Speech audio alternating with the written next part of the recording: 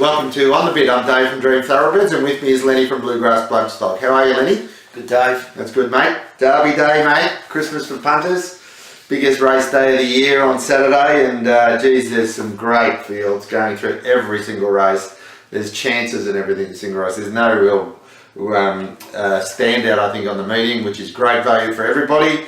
So plenty of exotics, plenty of money to go around. So we'll get stuck into it, mate. There's a lot to get through. The main race of the day is the Group 1 VRC Derby for 3-year-olds over 2,500, worth 1.5 million, mate. And who do you like in the Derby? Few chances are in this race, Dave. It's pretty open. I'm going with, if you call it an outsider, it's about $14. That's Ocean's 14. Like his form lines tie around the leading chances in the race. I like the way he found the line in the Geelong Classic over the 2,200. Yep. It's usually been a nice little form reference for the Derby. The 2,500 really suits, I think. He seems a horse on an upward spiral. Ocean Park's obviously a horse that we targeted, and you've got a horse in the stable with the Busseltons who have got 2 runners in the race, which is quite exciting. He's starting to hit his straps, Ocean Park, and Ocean's 14 is the one for me each way. I've been waiting for this Derby for weeks, mate. Ever since I saw the Spring Champion run on the 7th of October, I thought that the run of the day that day was a horse by Sully, which is trained by Trent Busselton and Natalie Young, and this horse I think has just been crying out for the 2,500. Had VRC Derby written all over it. He got a long way back that day and had to slice through the traffic, and the first 2 horses were off and gone, but he just kept taking ground off and right to the wire. I just thought, unfortunately he's drawn 15 on Saturday, which means he has to settle back again. But he's got Hugh Bowman aboard, and I rate him and Kieran McAvoy as the 2 best distance jockeys in Australia. Trent and Natalie have got a couple of the favourites in this Derby. As you say, that's why we placed our Ocean Park and Tavistock filly, the 2 staying types, with him. They've done an excellent job with all the stayers this year. So despite the barrier, I think he's the best stayer in the race, and I think he wins the Derby. He's $8, and I'm on the bit with him. I thought Ace High was his danger. He won the Spring Champion the same day.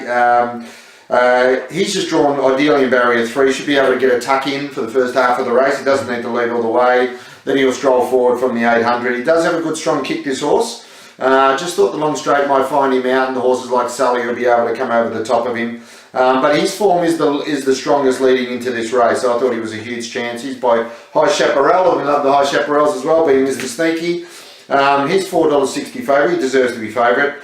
The other chance I thought was Ocean's 14, like you, mate. I thought he was a great run. He's only 4th start into this Derby. Yep. It's amazing what Aaron Purcell and the old Kieran Maher team can do with these horses. They're just flying this spring, and he was beaten as favourite at a Cranbourne 1,400 metre maiden, and now he's in the Derby 3 starts later. So, as you said, this is the first crop of the Ocean Park. They've got a Derby runner and a chance, and our colt is out of the second crop. So, very excited to see if we can win the Derby next year, mate, with the Ocean Park out of a Group 2 winning mare. So, very excited by that. Okay, mate, the next race is the $1 million Coolmore Stud Stakes for 3-year-olds, over 1,200 down the straight, mate, and capacity field of 20.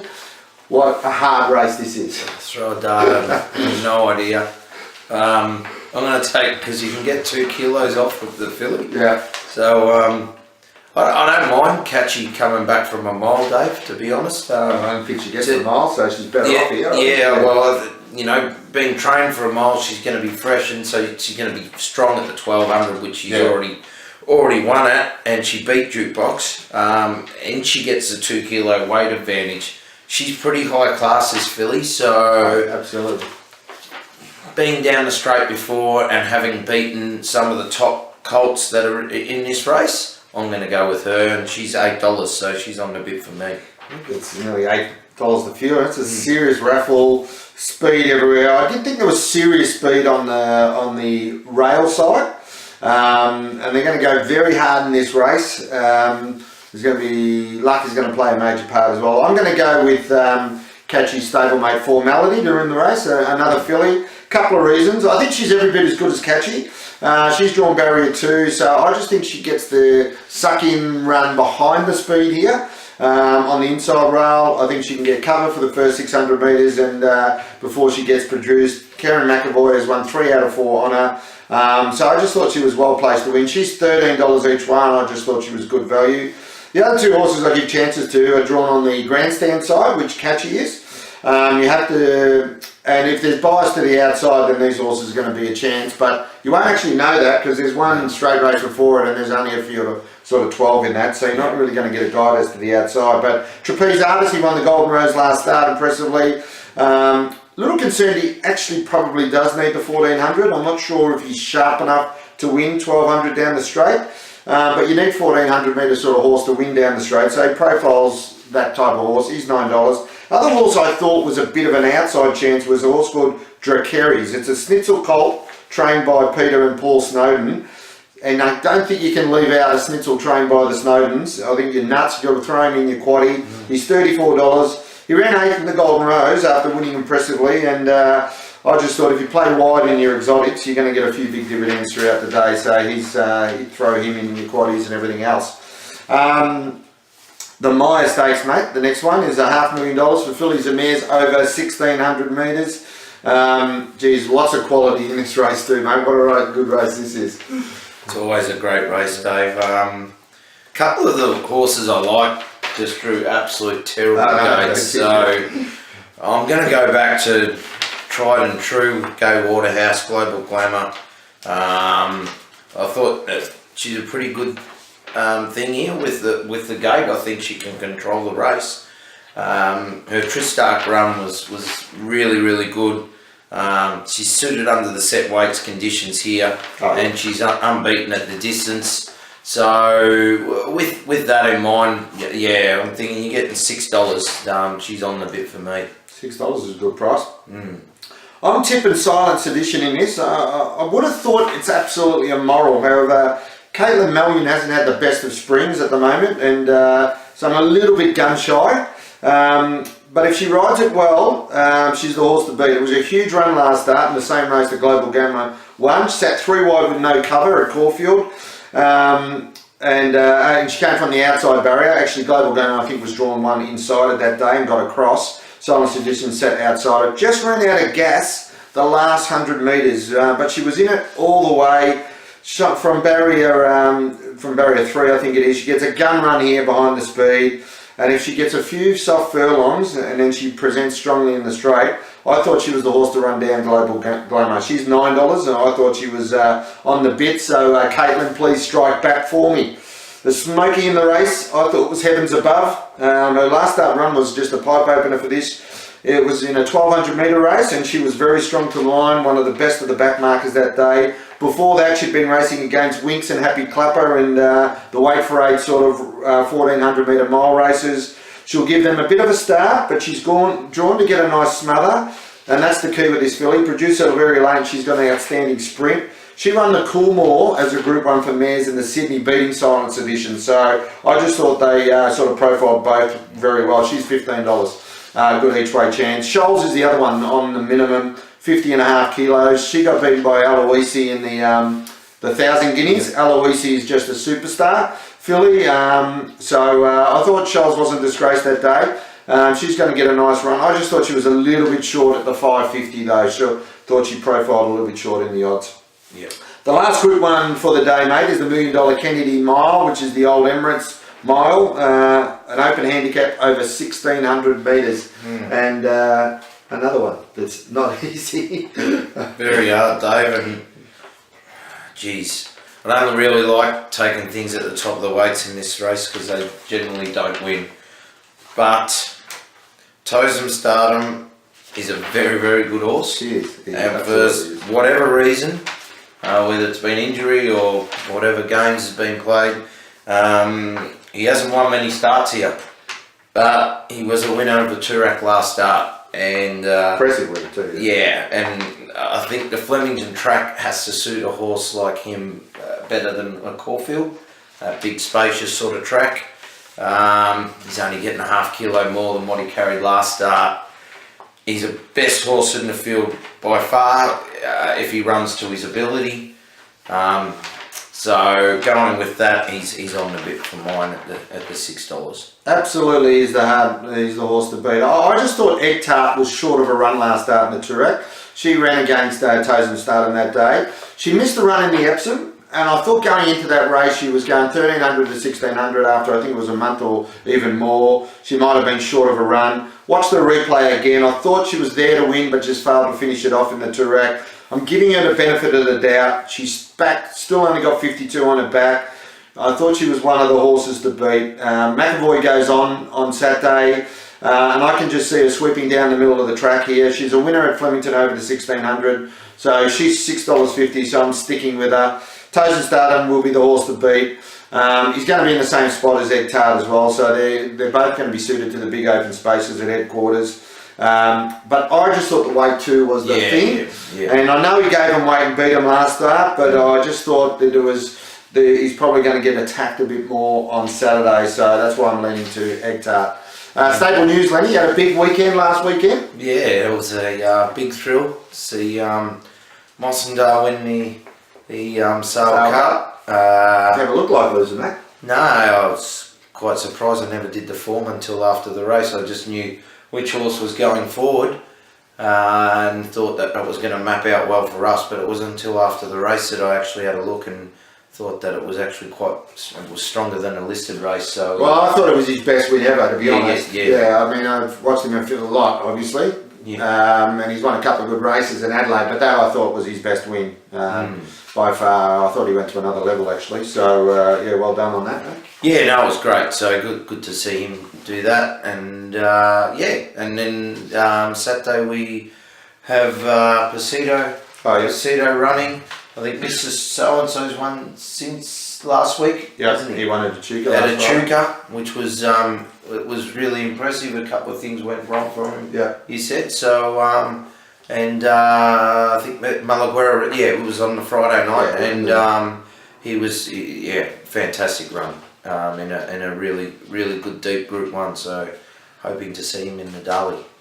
Yeah, well, as you said, you had a big weekend. We had Mr. So-and-so win at Echuca last Friday in good fashion.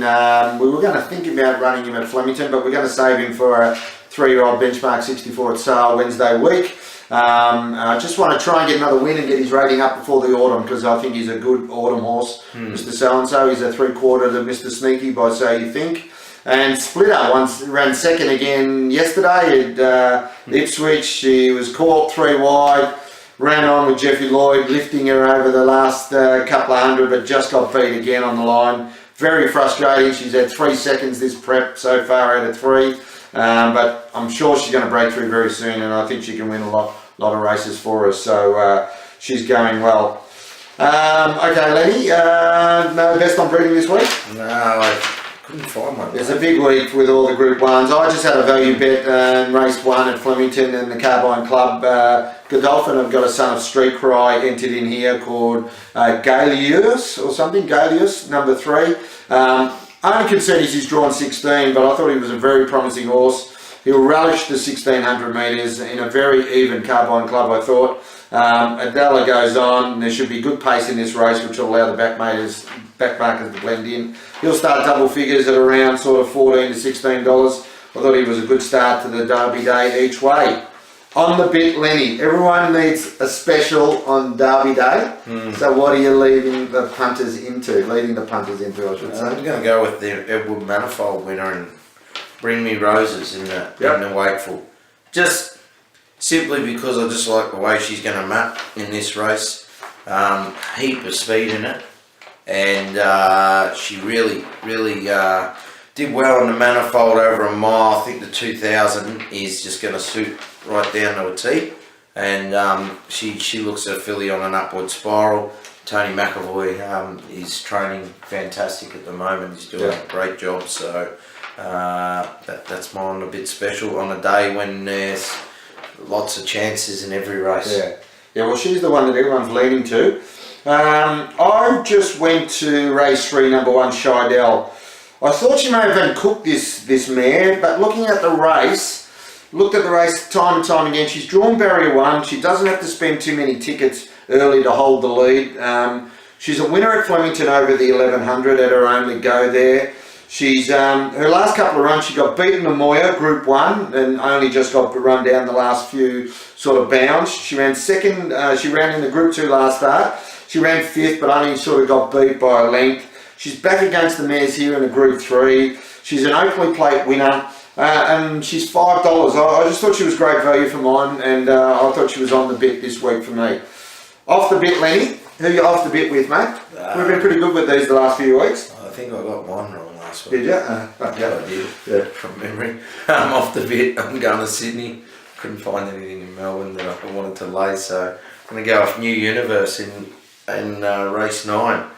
I just thought there was a lack of speed in the race for a horse that's a back marker, and he's right up in the weights with 59 kilos. So yeah, short in the market, and I just thought there was some negatives there. So I'm happy to lay New Universe. I'm going to lay in the Coolmore Stud Stakes. It's a very wide race, and it's $7 the field. But the favourite's number 5, Viridine. He's an unbeaten colt from Godolphin. He trialled okay the other day. He didn't finish off very strongly. He's won 4 out of 4. He's won him in Sydney. He comes to Flemington down the straight in a Group 1. He hasn't raced at that level before. I just thought sometimes the Flemington Straight can be a graveyard for these Sydney horses. It's happened to them before. And in a very open Coolmore, I just didn't think he was been impressive enough for mine to justify being favourite in an even field. So I was just prepared to risk him. So he's off the bit for mine. So as I said, mate, big day. Cup Day Tuesday, we won't have an edition. My early tip is Wall of Fire because I've got a bit of a share in him. Hope he gets a run, and I do hope he gets a run. He salutes for you, yeah, absolutely. He's on the borderline. If something wins the Lexus, he can leapfrog us. So, but if he gets in, he's going to be a huge chance. And the other one is obviously Marmello, owned by the same sort of owners in Marmello. I thought he was huge in the Caulfield Cup, and I just thought that he was waiting for Flemington as well. I thought he was the hardest to beat. What do you like, Matt? With your horse as well, if he. It looks like he will get a run. Yeah. Just tying in that form line at Caulfield, and the way he attacked the line, drops in weight. It's the right formula. And also, I think Al Manden's just running under the radar. I think he's spot on. Horses that run well in the Melbourne Cup previous years, as long as they're going well, they usually do it again, as long as they haven't been over penalised. So. Wall of Fire and El Mandan and Marmello worked really well this morning because I went out to Werribee, so yeah, that'd probably be the 3. Yeah, I think they are